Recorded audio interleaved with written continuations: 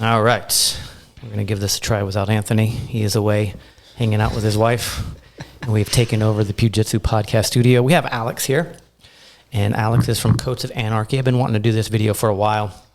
And he does a lot of things. We'll get into it. But I just kind of want to jump right into my experience and sort of like maybe just drive it, like what it would take to get a firearm to you in order to Cerakote it. And I just did my CZ Scorpion. Let's see if I can get this on. Which came out amazing. It's a new pattern I've never done before. Super awesome. If you guys are watching this on video, we are holding firearms, and they've all been safety checked and unloaded. And can you see that on the Perfect. front? Awesome. And this is Cerakoted by, I kind of want to turn it over, but I can't flag anybody in the room here. And I'll hand that to you. And so the biggest thing is people get a hold of you through Facebook as of now, Kotes of Anarchy. Also on Instagram, and that's how I got a hold of you. Oh, I met you at the Patriot Games type stuff. But anyway, we'll get into that. I had never had a firearm Cerakoted, and you kind of walked me through everything, and I thought, let's do a video. We can use this for the Pewjitsu podcast as well as for the gun channel on what it takes to get your gun Cerakoted at Kotes of Anarchy. And the biggest thing is most of the firearms are going to be shipped, right? Yeah, and for the most part. Usually most sales that I do are online sales from various different places around Florida, depending on the event that I'm at. But to keep it super simple, all I need from you is just a picture of your driver's license, and you can literally just box it up, go to UPS or FedEx. Do not use the post office. You can't bring a firearm into the post office. It's not recommended. But you'll walk anybody through the shipping process. That's the best way. It's the best way to talk about it. Can you do firearms outside of Florida? You can. Okay. You can. Yeah, it just depends. Every state kind of has their own laws and nuances, but if I have any questions, I just talk to my local ATF agent. He clarifies anything for me, but it's super simple. I mean, for the most part, shipping anything within Florida is maybe, what was your experience? Maybe $15 for next day shipping. I mean, it wasn't an issue. So whatever the process is, it's not typically an issue. And you're is it an FFL dealer? Is that what makes I am an FFL dealer, and I have also my SOT, so that allows me to take in suppressors that need to get painted, or any type of NFA item. Okay, so that's and then shipping it back to the original owner, which with me is also legal. Yep. Okay. As long as, like I said, the firearm, you purchased it, it's yours. And if I send it back to that address that's on there on your driver's license, we are good to go. And because of that, it's super simple, and that's why I've been able to grow the way I have. And how long have you been doing this? Only officially for about 2 years. It's funny just to even talk about it, like how I first started doing this is I'm an avid hunter, and I was tired of my firearms rusting in the woods. I would go hunting for about a 5-day period at a time, and I would get that surface rust on it if you didn't completely wipe it down with oil. And I mean, you spend $800, $1,000 on a rifle, and now it's rusted. I'm like, what can I do? So I checked out the different options that were out there. I looked into hydro dipping, I looked at Cerakote, and then I stumbled upon Cerakote, and that seemed like something that I wanted to get into, and that's kind of how I got into it. That's awesome. And it's amazing.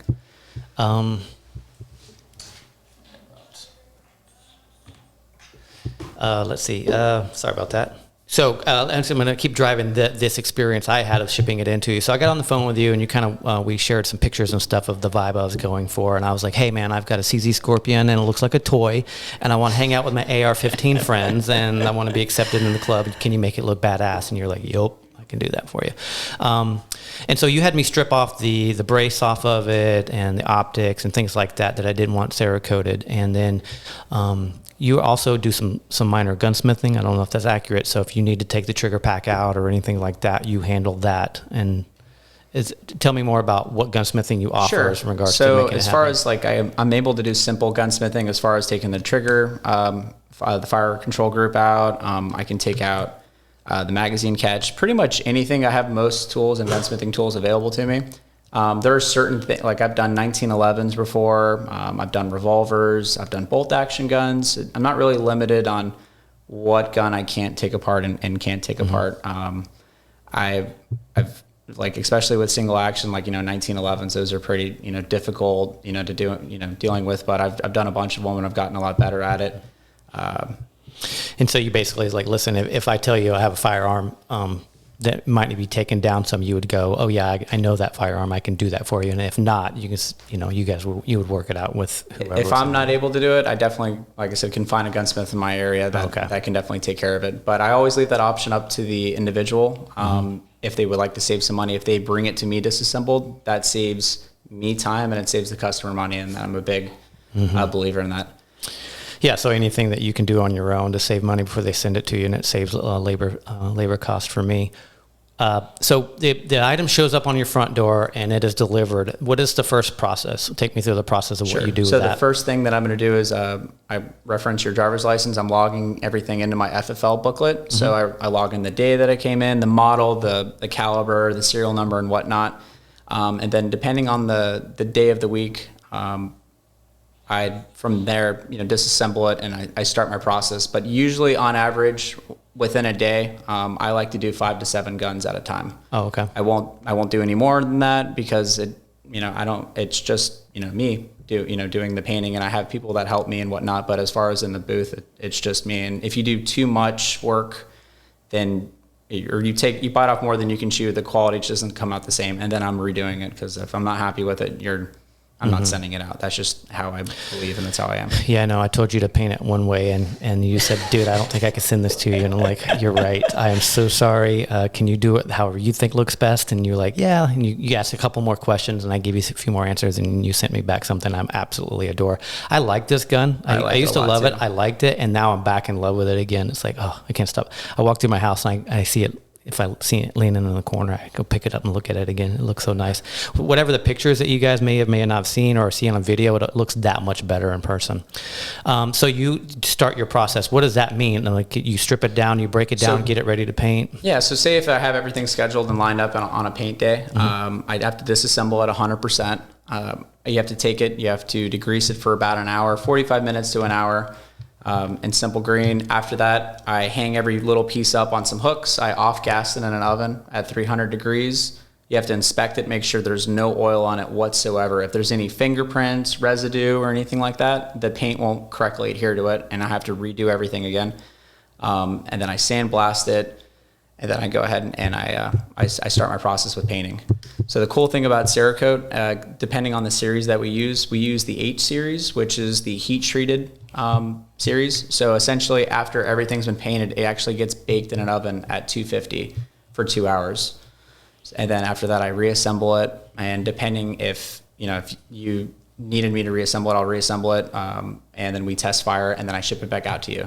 Is there like a bead blasting or sandblasting or anything? Oh yeah, I have to sandblast it with aluminum oxide at 90 PSI, and I have to literally strip anything that's on there. All the impurities get stripped right off. So you soak it, you disassemble it, you soak it, you bead blast it, sandblast it. It's a long process. Like it takes me typically when I get off shift at the fire department, that's usually when I start it, because I know from the time I get home till about close to 12 o'clock at night, I'm going to be painting and doing this. It's an all-day affair. And I was thinking, hey, is it kind of like a spray paint kind of a concept? And you're like, dude, if you spray paint your gun, I can't talk to you anymore. No, we can no longer be friends. No, spray paint's great for it has its uses. If you want to gum something up or it scratches and comes off. And that's the thing. I'm a big believer in this is a tool, and you're protecting that tool. The cool thing about Cerakote, it protects it, and that's kind of how I brought it up earlier about the whole hunting thing. It protects it from corrosion resistance and scratch durability. It's very durable. It's actually the most durable type of paint product out there on the market. And as you've seen within the tactical games, there's been multiple people that have competed using those firearms, and they still look almost brand new. Yeah, it was that's how we met. We were doing tactical games and Patriot games type stuff. Saw you as a competitor out there and got to know you that way. Your lovely lady Alex is also here, same name, not to be confused. And then also like all these really cool guns are out there, and as I go, oh, this is the guy that does the Cerakote stuff, and I realized like a dozen guns are out there, like some of my favorite guns you had done. So that was really cool to learn that about you. Yeah. You mentioned when you get off work. So what do you do for your day job? So full time, I am a firefighter down in Palm Beach, which is over on the east coast of Florida. We work 24 hours on, and then we're off for 48 hours. And during that period, this is what I'm doing. I'm either disassembling or logging firearms in, or painting, or or reassembling things, shipping things off. It's a never-ending thing, and I really genuinely I enjoy it. It doesn't feel. Growing up, I've always worked extra jobs, or I've always done extra things to try to get ahead. And with this, it's not a job. I just genuinely just a side hustle. I enjoy it. I really do. It's almost like therapeutic for me to paint. It's when I'm in my booth and I'm listening to music. It's like my happiest place. You're not getting high in there off the fumes, are No, you? I wear a respirator. You can see on my little guy right there. That's the whole point of the respirator. You see that? That's some nasty paint product. That's for sure. No. Come on. It's focusing on Alex. His face is too beautiful. Put it in front of his face. All right, forget it. I tried, man. So you're in your booth painting. So now you're in there and you're painting my gun, and you had to go back and forth with me with some photos and stuff, and got some approvals of sort of the general colors.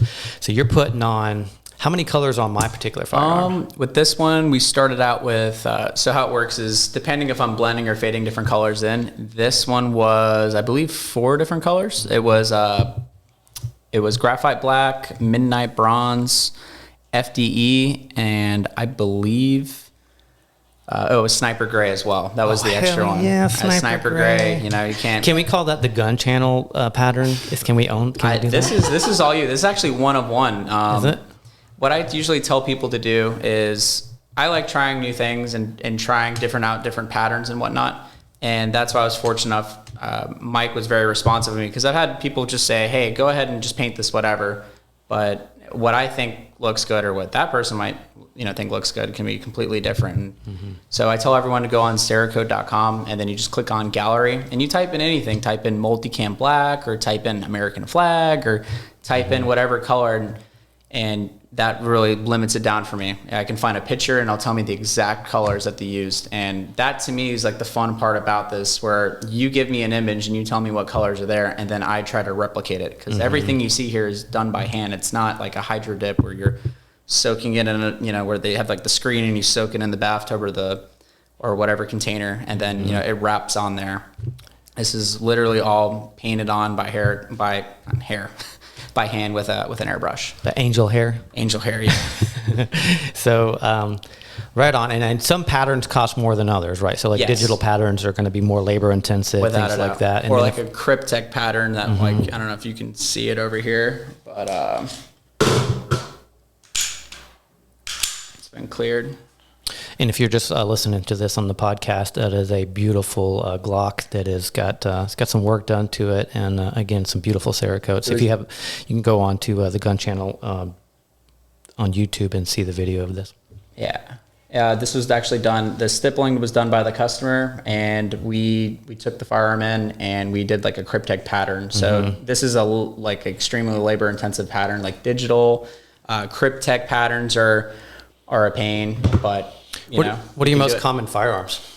For the most part, AR-15s, without a doubt, or Glocks. That just seems to be the bread and butter, typical firearm coming in. What would be, let's say, what would be the price for my CZ Scorpion with the magazine? Because each magazine, obviously, the labor goes up. You have to disassemble that and treat that just like we already went over before. So mine was around, what, $5? Somewhere around there. $5.50, something like that? Yeah, usually for like an AR-15, and that was, with gunsmithing and whatnot. It just depends, but usually for one color, it's $240 for like an AR for like a stripped, upper, lower, and rail. Yeah, and the best thing to do, I just got on the phone with you and you walk me through the way to disassemble it, and then the more familiar I was with my gun, I could have saved money by breaking it down even further, and I was just like, no, I'll just have the gunsmith do it, past beyond a certain point. Gosh, yeah. So something about the color, to go back on those colors that you mentioned, that It was pretty crazy. Like when I put that down on my plate carrier, it sort of looks a certain way. And if I throw it on the driveway or something and look at it, it starts to take on different vibes from the room, like different colors pop on it. So it's pretty cool. Sunlight, you'll notice that like it looks more colors, different colors pop out. So usually like what I like to do is pick mostly all the colors, kind of a dull color, and then one color that's kind of just off. And it just, depending on what you're doing, it just really pops. So 2 years, it's probably not like 2 years doesn't sound like long, but if you're like, it's the mileage that counts, I say a lot of the time. So how many hundreds of guns have you done? I'm probably around the 500 mark, without a doubt. Yeah. Wow. All right. And like I said, this is all, you do learn something new every day with different firearms. You know, like I'll take one in and I'm like, I've never done it before. And I've done CZs, like I said, revolvers. And the only way to really do it is just by learning. And that's something that I do pride myself a lot of is if something's out of my, my reach or my, span of knowledge of what I know how to do, I have a lot of people that I could contact and they can help me get through and troubleshoot whatever needs to get done. Sweet. Can you pull that up? Try to point that toward, I know it's kind of a weird thing. Point that microphone closer, like right at your mouth. Sure. There you go. Yeah, because manhandle The it. extendo, bring it out. Okay. It might fall on your face. There we go. Probably. Now, I saw on your Facebook that you also have like a laser etching thing. I saw some time-lapse video where you're like etching stuff into like, I don't know, it's a Glock slide or some kind of slide of a handgun. Tell me about that one. That's something we're really excited. It's a new service that we are starting to offer now is laser engraving. We bought a 50 watt fiber laser. And with that, you can cut through steel, you can do polymers or plastics, you can do all sorts of different types of materials. So what we do is we pretty much, there's a whole bunch of different settings out there that you have to learn and essentially master. And I can take any image and burn it into whatever we're doing. It's basically like engraving, right? Engraving, yes. I can cut through steel with it. I can engrave into steel. I can engrave into polymers and plastics. I can frost different things. Like here's I don't know if you guys can see it here. Here's one of our magazines that we did with one of our new logos on it. Is it working now? Is it working? Gotta cover his face up. He's too beautiful. The camera just loves his face. All right. So what about this magazine? So this was actually frosted in there, which is what's interesting. It's not really, it's just essentially burning the outside of it and turning it a different color. But I can actually engrave into metal, which I didn't bring anything with me at this moment. On the bottom of the... Oh, actually, yeah, no, that's actually a great idea. Thank you. But here's one. We put that emblem for our buddy over here, Justin. Oh, and it matches his tattoo, which is pretty cool. I don't know if you can see it, but we put it right underneath the trigger well area. Yeah.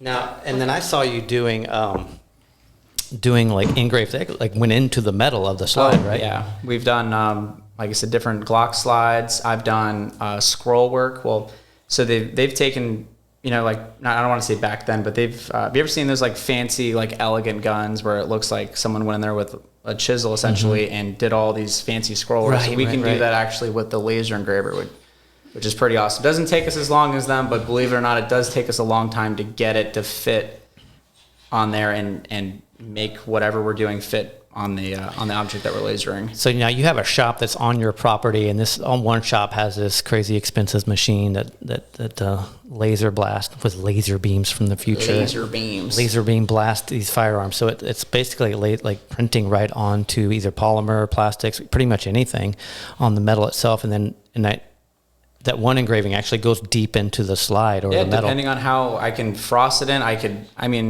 heck, we've actually done a slide window cut off the top on a Glock 48. They wanted the front window cut out. Just punches it right through. So it took about 6 hours of it constantly just going around and around and around and around, and it eventually got through. And then we went in there and we filed it and polished it all up.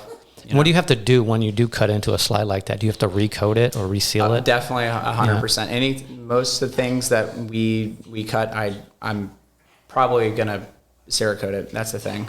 And now let's say that you had your slide cut for an RMR or something like that.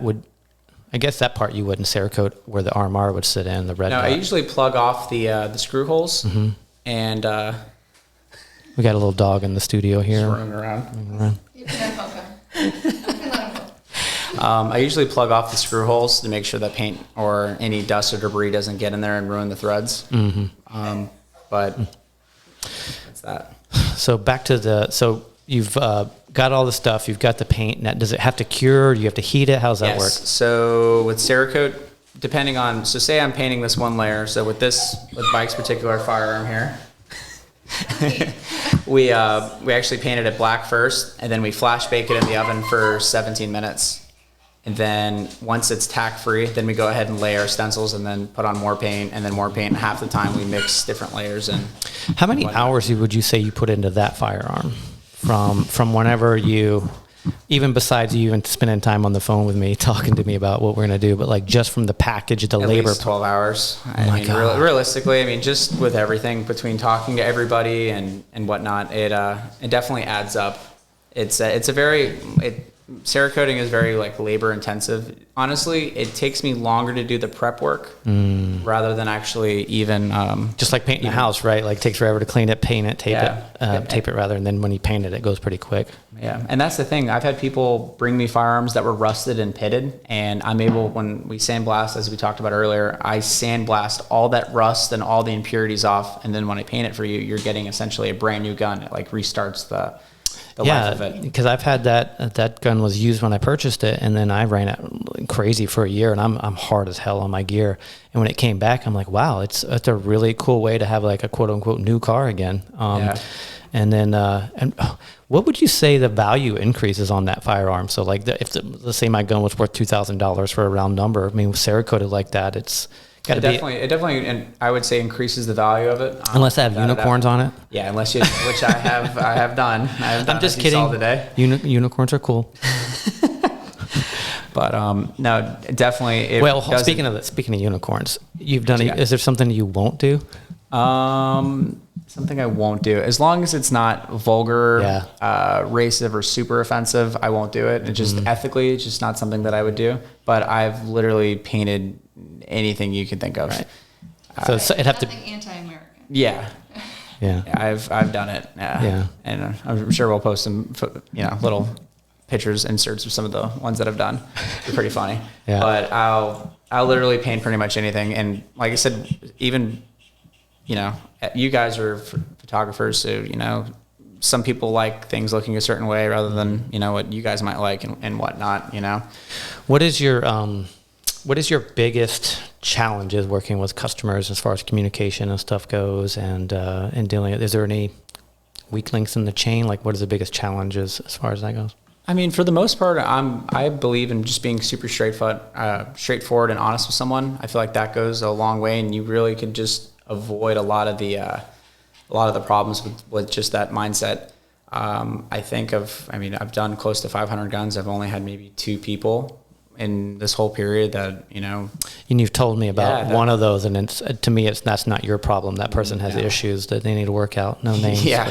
But literally, that's pretty much it. I genuinely believe in just being on top of things, setting a set schedule, and just the one thing that I like to do that sets me apart from a lot of other people is I just like to be as communicationally like based as I can be. I like to, I let you know what's going on. If I say, hey, this is going to take 2 weeks, I don't care like what I have to do. If I have to stay up super late and make this project happen for you, I don't care what other personal projects have happened. Right. I will make that happen. And, that was my experience with you. Is like, even whatever it was, like, I don't really care if it's on schedule, early schedule or late schedule. It's like, you're like, hey, here's what I got going on. Just, I didn't forget about you. And this is where I'm at in the process, and you can expect it about this time. And you work with me because I was going out of town on vacation, and then you were going on vacation. But to your point though, the communication was great. Yeah. That's a big thing with me. A lot of people, they might get into this and they just maybe forget where people, where they've came from, or, to me, like, if you send me a simple project, right? Say you're like, hey, I got this Glock, I want one color. To me, that's not a super very challenging thing to do. I can do that, no problem at all. But to me, you're important, like, it's not a very, expensive project for me, but you're still important. So I'm going to reach out to you and say, hey, I'm doing it on this day. I'm going to have it back to you by this time. Hey, here's a pre photo of it. Do you like the color? Is this the shade you were, trying to do? And, and I go from there. Now I see on the table you have another AR-15 looking device there, and it looks like a stormtrooper. Tell me about that thing. So what's funny about this is, like I said, I got into this, and like I said, we checked this gun earlier. It's already been cleared and everything. But when I first got into Cerakoteing, I started doing a couple of my hunting guns, and then from there I was like, you know what, I'm a big Star Wars dork. I was like, I always wanted to do like a stormtrooper blaster gun. So here's like a Palmetto State firearm that I bought a long time ago, and I was like, you know what, I'm gonna try painting it like this. And this is when I used to have to order stencils online before I had my own stencil cutting machine and whatnot. And I painted this, I battle wore it, and I put it together, and I was looking at it and I was like, wow, like this is mine. This is really cool. I've never had anything like this before, or at that time I didn't really see anything like it before online. And I remember showing it to my family and friends, and they're like, all right, you gotta get an FFL and do this. Like you can do this, you're capable. And to me, like I couldn't sell it. It's something sentimental. So that's your first one you did? My first ever AR that I did. Yeah. It's in, and I said I want to beat a dead horse, but like at a glance, it's like, oh, okay, that looks cool. Looks like maybe somebody painted it or whatever. And then the closer you look at it and then you hold it and feel it in your hands, like, oh wow, this is actually pretty fucking nice. Yeah. It's cool. It really is. And I really enjoy doing one-off pieces or projects for people. That's what makes me happy. I get to be creative, and I'm not standing on an assembly line painting, 100 things at a time. It must be. What does it feel like to see all these people at like the tactical games or Patriot games, like running your guns, and what does that feel like when you see those? It's really humbling. It honestly keeps me moving forward, because I've had moments where you're like, I'm not the only person that at Cerakote. There are plenty of people that do it, and they do amazing jobs. But it just, when you see other people, whether it's wearing as something as stupid as a patch or a shirt, to me, like it keeps me going, and it makes me really, really happy. Yeah, it's really cool. Like we were talking in the duplex earlier about, from my experience too, it's cool. It's like Alex is going to be doing my gun. I'm talking to the person actually going to be physically working on my gun. It's really cool. And he's a firefighter, and he lives on the East Coast of Florida, and that's super cool. And then also finding out behind the scenes, as far as like you do your best as far as when you buy stickers or patches or shirts, you try to do your best to try to stay local and do small businesses support if it's made in the USA whenever possible, whenever it's financially viable, right? You obviously can't sell a t-shirt for $300, but you know what I mean? Like, so that's a really cool thing too. And, that's what all my t-shirts are like you just said, local. My patches, they're made here in the USA. So that's awesome. And like you said, like I'm all about supporting my fellow brother and sister. And that's just like how I was raised. And that's just what I believe, The firearm industry is really cool like that. 'Cause if it's hard to do in any industry, if you're going to have a chance of like supporting US businesses, the firearms industry is certainly one that is you can find guys like yourself, and like Mike with Zulu Ops, different people like that. It's fun to do that, and then creates these connections and these relationships as well, and get to meet your lovely girlfriend, and then this guy over here, little Justin. Yeah. But it's true. No, it's amazing how everything's like a tight knit community. Who brought a dog to a podcast? Sorry, it was a long day for him. What else do you have in the so you have a shop, you do those two things. What other services do you offer? Basic gunsmithing is something that I will do. As far as like, say you're like, hey, I have such and such, this 1911, the hammer broke. I actually just had the phone call the other day. This is what I have. Can you replace the hammer for me? I'm like, yeah, sure. So I'll order it in, I'll assemble it, and then I'll, obviously give it back to the customer. But for the most part, my bread and butter is Cerakote and laser engraving. And I really genuinely enjoy doing one-off projects. As I mentioned earlier, like I really have a passion for painting, and it's my happy place, with everything I deal with at work, and just no matter what, just listening to music and going in the booth and painting. And that's my creative outlet. That's what makes me happy. That's funny. It really is. Justin's here in the room with us, and I think about a year ago, he's like, hey, I just got a Kotes of Anarchy, my AR back, and he's in this hard case, and he cracks it open. You can almost hear music as he opens it, and he's showing it to me, and it's like, when they come back, I did the same thing. I'm like, I just have a gun as a tool, like a hammer. I'll throw it in the toolbox. And when yours came back in, I'm like, I think I might want to start carrying this in a case. It's like really nice. Not that I have to, but like, Yeah. But yeah. So it definitely, it's what it feels like on the receiving end. I can say from that. Do you have that other firearm you brought in? You said you had just did one and you pulled it. Literally. Yeah, there it is. I just put it together today, right before. So we'll have to see if it actually works tomorrow when you shoot it. Yes, I need to. But now tell me what is unique or why you did this for yourself, your own personal. So this pattern I saw online, and here we go. We'll place that over there. This is We've got guns and alcohol on the table here, so it's fine. Yeah, no big deal. It is unopened alcohol. Yeah. Yeah, we're not drinking it yet. This was a American Defense upper and lower receiver with a ballistic advantage 13.7 pinned and weld with a Bravo 5 stock with the super cool fold adapter on it, which I got the bolt lock back. But as you can see here, I absolutely love these adapters. But anyhow, this pattern itself, what was unique about it, this is actually 7 or 8 layers of paint. So the interesting thing about Cerakote is you want to try to give you want it to be about 1/1000th of an inch thick. If it gets too thick, it can chip or flake off. If it's too thin, it can easily rub away. So it's a real finesse in trying to balance all that. And so to get all the layers that you're looking for, but not build it up so much that it makes your gun non-functional. And when you run your finger along, you're not really feeling like raised edges or anything that really stands out or can chip off or anything like that. So this is something new, and I'm using different colors than I normally have. It's funny when people are like, "Oh, can you paint my firearm green?" And I'm like, "Okay, do you want what kind of green?" And you're like, "I don't know, green." And then I'm like, "All right, do you want OD green or Magpul OD green or Noveske Bazooka green, or do you want olive?" They make so many different types of greens out there, or blues or reds, or there's over 100 colors of. That's why it's important to reference to that Cerakote's website, and they can find it and send it to you, and then you can translate it for them. Yeah, it's important. But this is actually a really cool project, and I learned a lot from it, and I'm looking forward to doing many more of this type of a pattern in the future. It's very complex and labor intensive, but I think it came out pretty good, and I like it a lot. Warm up your checkbook if you want that one, huh? What? No, it shouldn't be too bad. You just have to sell your first kidney or your firstborn child, and your left kidney, you'll be all right. No big deal. Pancreas. What about horse? Let's say, what are some of the problems let's say if I were to send my firearm out to a Cerakote company that's not established and doesn't have much experience?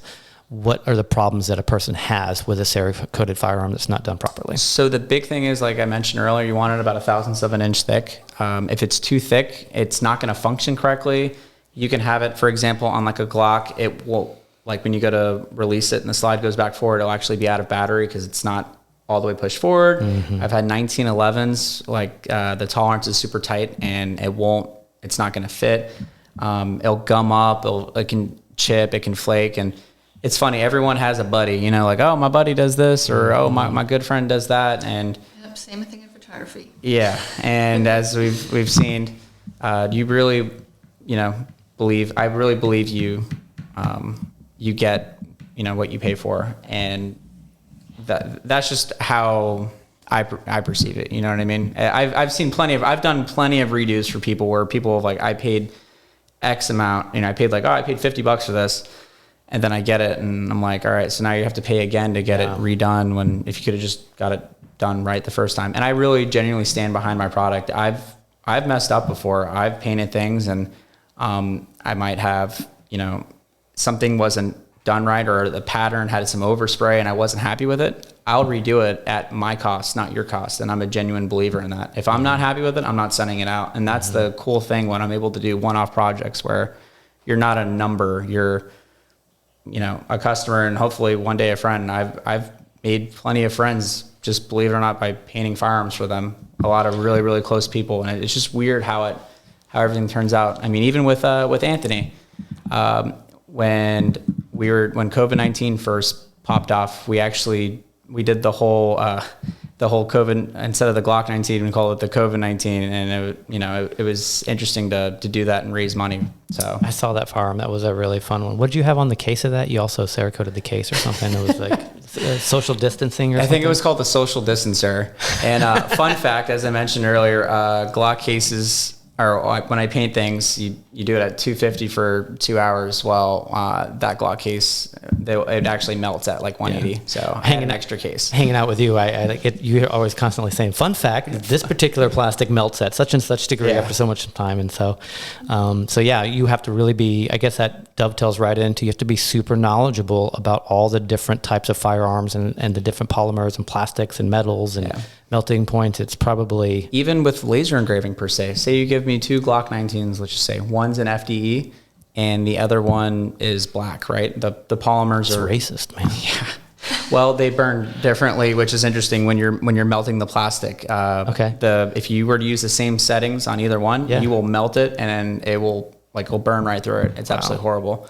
So there's a lot of trial and error. If you don't have your settings set with that and you don't necessarily know what you're doing, you can have a catastrophic failure. So it's not just nice gear that you have in a nice warehouse or shop, but it's like having the experience of like... And it's a lot of learning. I'm fortunate enough where I have a really good community where people like to share information and we help each other out. And that's just kind of one hand washes the other in this community. And that's how it should be. There are certain people out there that might only think about themselves and whatnot, but I've come to realize if you just stay in your lane and do your own thing, and I help you out and you help me out, and we work as a team, everybody can win. And that's just with anything. I'm a firm believer in working well with others, and that kind of just goes back to my job experience. Like that's what I do. I work with 5 other people for 24 hours, and we all work as a team and help each other out, no matter what. What do you want to kind of keep it small? How many? What's the employee ratio? I mean, is it pretty much all you, or does family members help out? For the most part, it's just me Cerakoting. As far as laser engraving, I actually have a good friend named Mark. He's a lieutenant with me on our fire department, and I know Mark, right? From the... Okay. Yeah. Awesome guy. He helps me out mostly with laser engraving. That's like his thing. He's very techie. And it's amazing. One wrong setting and you can have a catastrophic failure with laser engraving. So him and I went to school together on how to operate that piece of machinery, and he's like next level with it. He absolutely loves it. So that's kind of his baby for the most part. And he teaches me stuff. Painting's my thing. As far as painting, it's just me. It's got to be like an apprenticeship thing, right? Like it's trial and error and learning and trial and error and learning. It's not like something you can read a book on. Yeah, and I learned something new with each different paint, believe it or not. So like the H series that I use, which is the heat treated one, that's great for firearms and whatnot. But when I paint suppressors, which if anybody has a suppressor, like you'll notice it gets banged up a lot. It gets scratched up. They might want an FDE or whatever other color. I like to use the Cerakote C series, which is a high heat one. You can put it on exhaust, piston heads for cars, automotive pieces and whatnot. That paint actually lays differently than this paint, and it lays like thicker. So I know the settings in my head for doing different things when I'm painting, and then if you apply it with that paint, you're going to have a different outcome. It's definitely a lot of trial and error.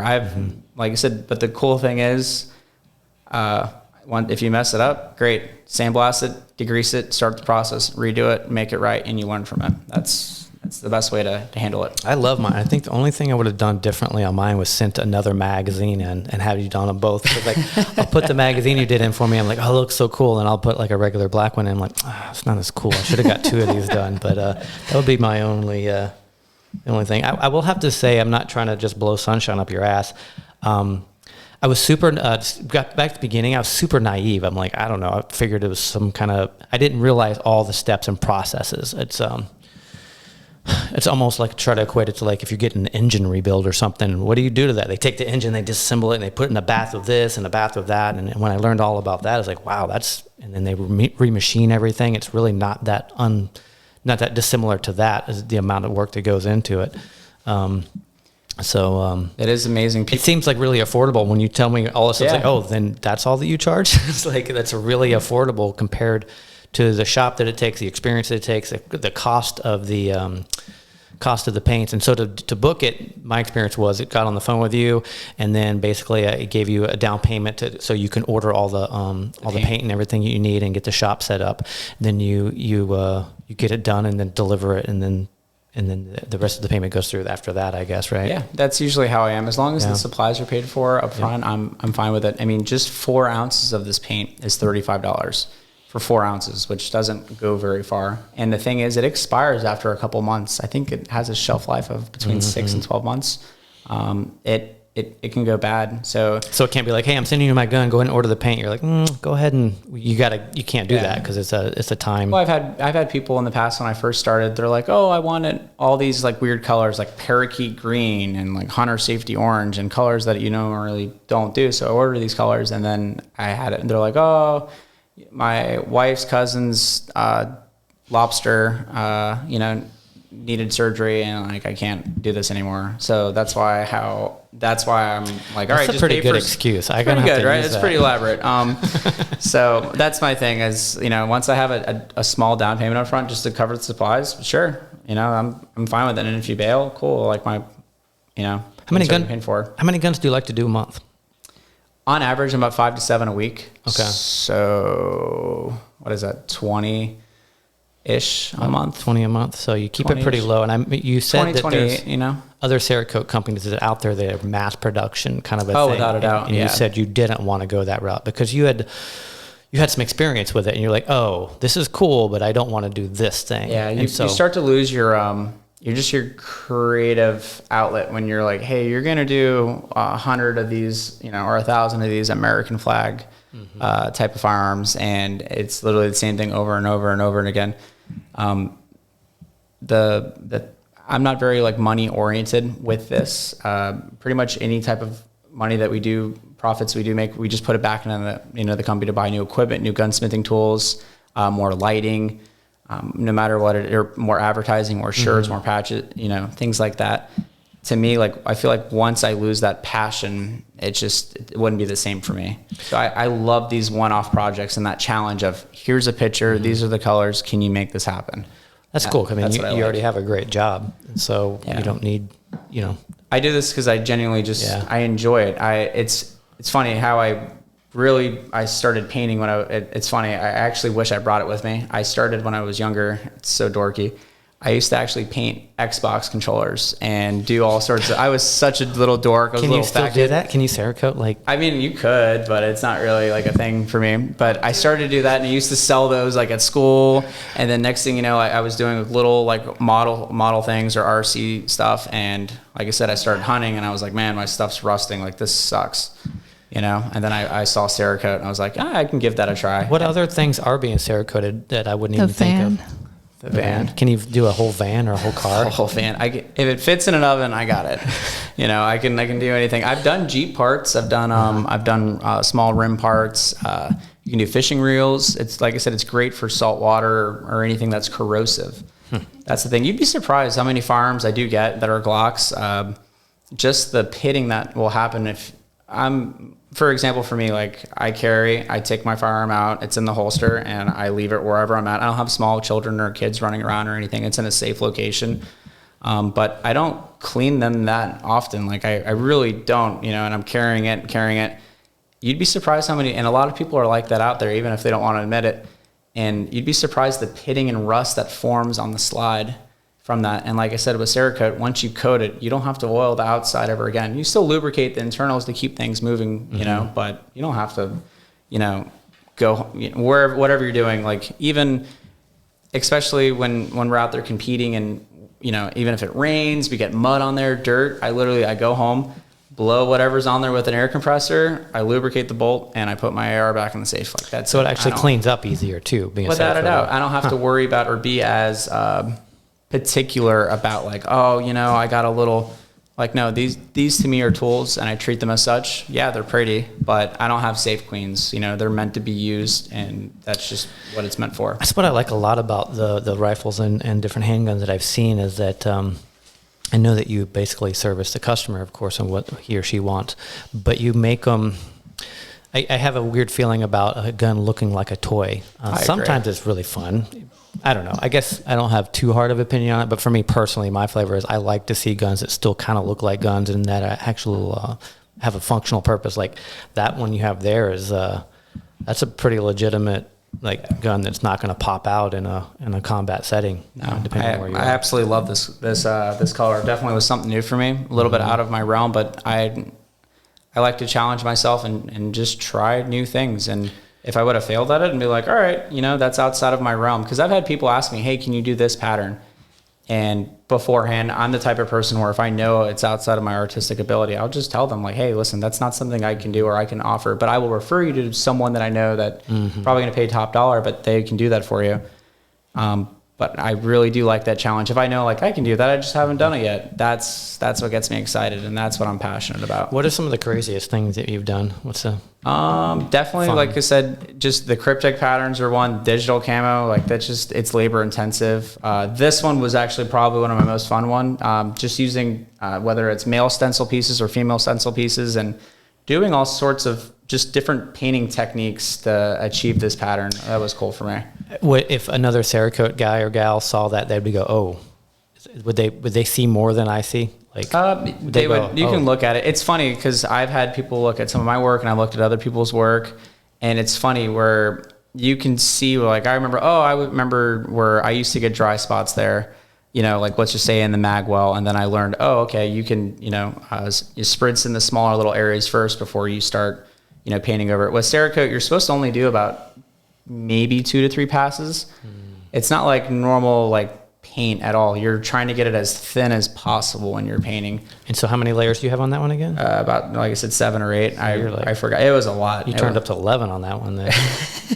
What would you say to somebody who's getting into Cerakote? They're like really passionate. They found this podcast and they're really passionate about doing their own. What would you say to yourself 2 years ago? Advice you'd given yourself? Just stay humble and be willing to learn. And like, if you mess up, it's not the end of the world. Guess what? You can just sandblast it and redo it. And don't be so hard on yourself. Like there's a lot of, I remember seeing all these really, when I first started doing this, all these really cool and badass projects out there. And I was like, wow, like hopefully like, I don't think I'm ever going to be able to do that. And you just slowly do so many things. And then you just get to that point where like, I can give it a try. Worst case scenario, I don't like it. And I just redo it, Listening to you share some of your stories and stuff is like, 99.9% of your stuff is success rate. And then there's just every once in a while, there's something you did that you learn from, but treating mistakes differently. Like you said, some of it, if it's quote unquote mistakes, it's not really a mistake because you can redo it. Right. It seems like that has to be a part of it too, right? Like understanding that you're going to try something or do something cool because there's an artistic slant to this, right? It's not just like you said, punching. It's not paint by numbers. And so you almost have to also be comfortable with trial and error, especially starting out, I'd imagine. Yeah. Like, did you practice on like different parts and pieces and stuff? I practiced on so many of my own personal firearms, or I had different friends come over and they would bring me their firearms and then stay with me, throughout the whole day. I mean, shoot, my first ever like rifle barrel that I did, it was so globbed up and looked absolutely horrible. I was like, do you have pictures of it? Do you have it somewhere? I bet I can look somewhere and go find it, and maybe we can show it on here. But I mean, just simple color. I was painting it black. It was rusted, and oh my gosh, it looked absolutely horrible. Jessica and I have a photography company, and so we look at sometimes we'll go look at a photo session that we had done 8 years ago, and it's like, it's mortifying because at the time I was doing my best, and I mean I was doing it for free probably at the time, and it was like, it's just like how far we've come. Any craft like that is like you can't see certain things, right? You can't even see it. You have to have experience before you even start noticing certain things. Yeah. And I definitely don't know it all. I'm literally learn something new every single time. Like I said, I recently got my SOT license so I could start painting suppressors and NFA items like that. And I use that different type of paint. And the first can that I did, it was actually one of my own personal cans because I wanted to test it out. And I was like, wow, that globbed up and looked horrible. And I was like, all right, so you good just thing took it back down, blast it and redo it again. That's it's just, you have to be willing to fix it and move on and be like, hey, it's not the end of the world, So you're staying out here at Tradecraft Range, and you have, some kind of a sporting competition? Yeah, tomorrow we're doing a PRS 22 match, which I've never done anything like that before ever. I'm excited for it. And actually how I got and kind of roped in or tied into this is I painted a couple firearms for one of the people throwing on the match, and they're like, hey, do you want to be a sponsor for this event?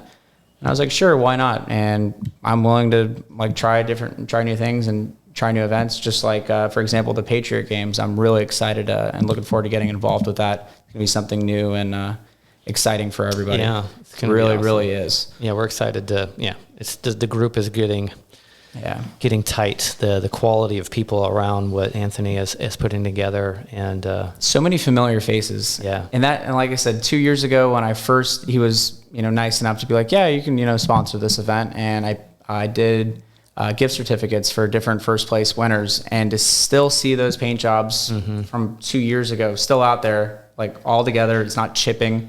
It's not certain little areas. If you're running with your plate carrier, you're gonna have some wear on it for running for an hour, but I mean, it's all still there. And to me, that's just awesome. You can't replicate that feeling. You really can't. And you're an awesome competitor.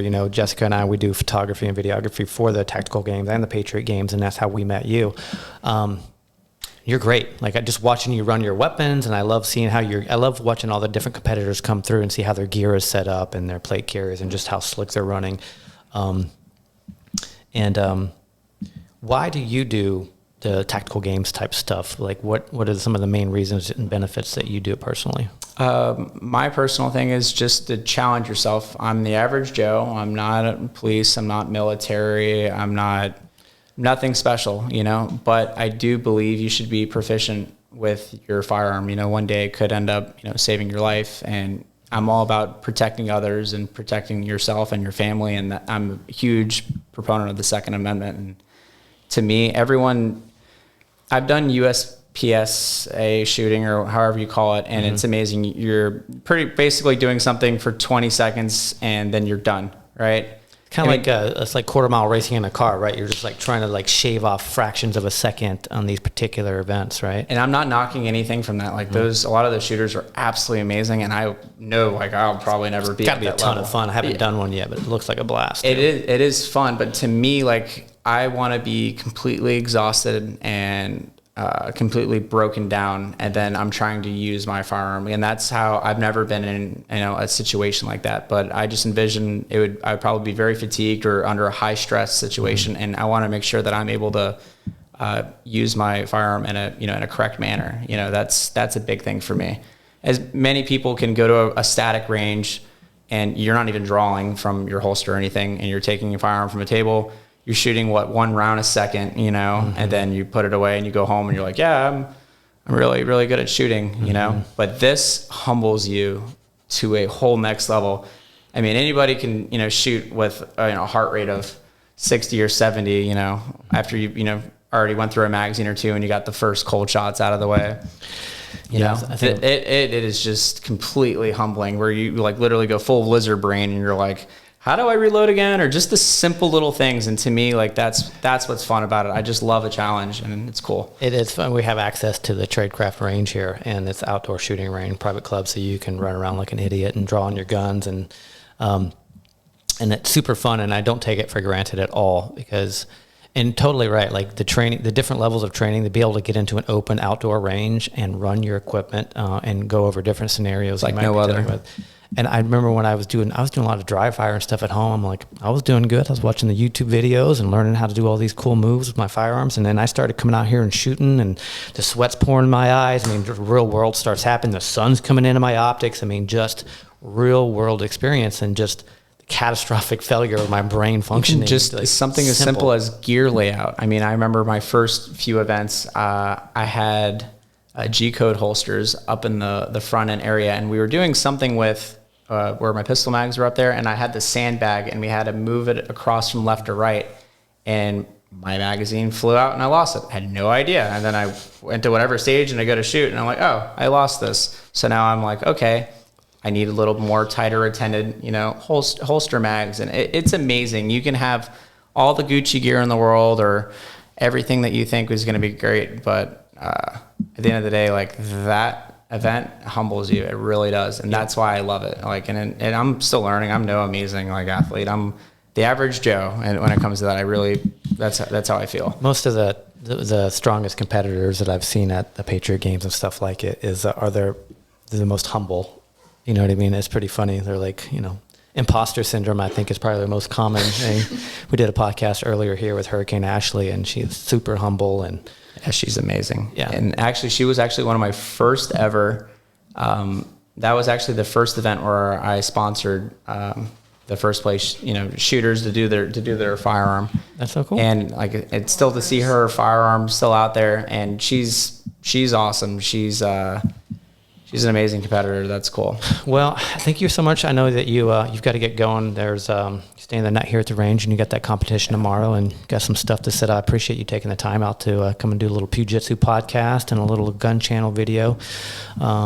The biggest thing was I wanted to let people know where you are. So how is the best way to get a hold of you as today's date? Through Facebook and Instagram, usually for the most part. And then at that point, I'll give you my personal cell phone number. And like I said, I'm at the fire department, so I'm up pretty much most of the night anyway. So don't matter. It doesn't matter what time you text or call me. I'm pretty responsive, and I'll get back to you. Do you have an OnlyFans page or anything like that? No, my girlfriend would get very upset with me. So no OnlyFans. Does she have an OnlyFans? No. She's claiming no. She says no. All right. No to the no. Well, maybe next year. Well, thank you so much for swinging by, and I just wanted to let everybody know who catches ears on it. If you're looking to Cerakote your firearm, and that's Or laser it. You're in a market, definitely check out Mr. Alex here. And obviously you can tell he's a really good guy, and I had really great experience with it. And now I just can't start looking at my other firearms. All my other firearms are sitting in the corner of my safe going, shaking in their boots because I'm about to send them out to you to do something It's else. true. Like, how many times have you opened up your safe and you're like, This dumbass black gun. They all look black. the same. I'm like, it's kind of like tattoos, right? Once you get one tattoo, it's like, it's addicting. it's sitting next to Jessica. She's off camera here. She got a sleeve. Yeah. Anyway, so I'll, without further ado, we're going to go ahead. I'm going to try to do the outro music, and Jess, you're going to try to go to the steels and then hit stop record. Thank you guys so much, and we'll see you guys back real soon.